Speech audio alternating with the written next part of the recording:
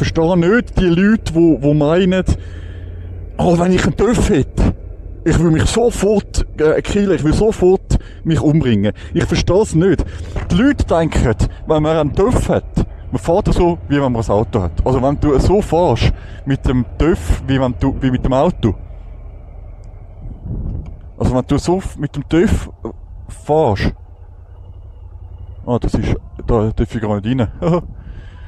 Ja, da muss ich da durch.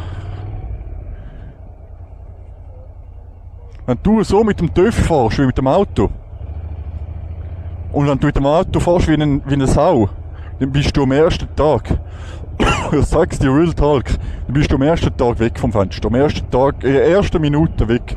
Wenn du natürlich schon mit dem Auto ein Arschloch bist.